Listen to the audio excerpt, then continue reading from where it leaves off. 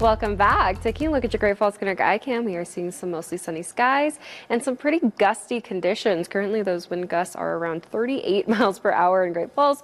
Luckily, you can expect them to diminish a little bit tonight, and those temperatures are around 47 degrees. Now, over that Helena Opportunity Bank of Montana weather cam, beautiful shot of those clear skies over there.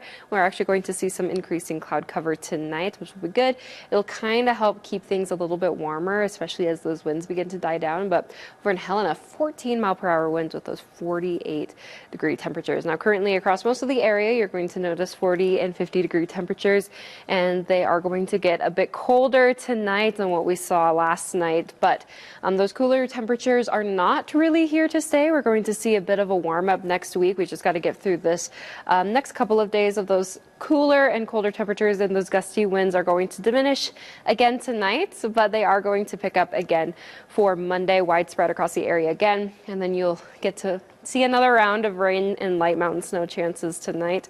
That will continue into Monday morning, and then we'll see a little bit of a drier period because your upper level patterns are changing. Now, there is an upper level trough that is continuing to hang out over the area, but that is quickly going to turn into an upper level ridge, and this ridging means that there's going to be some drier conditions and a little bit of a warm up for the area. Now, we are going to see those temperatures returning to around normal for Tuesday, and this is going to last through the middle of this upcoming week.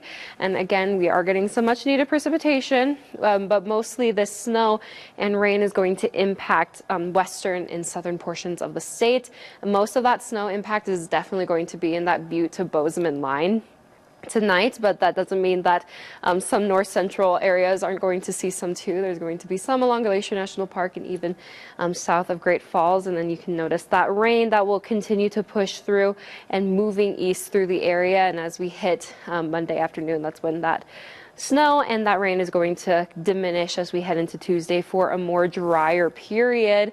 But what you can also expect is some winter weather advisories that are going to be in effect tomorrow morning. I'm going to talk about the ones along Glacier National Park and even near Helena. They're going to last from 5 a.m. to 10 a.m. tomorrow. We could see 1 to 2 inches at lower elevations, 3 to 6 inches in the mountains, and this means slick and hazardous conditions for your morning commute. So please keep that in mind. And here's a look at your forecast snow accumulation through the next couple of days.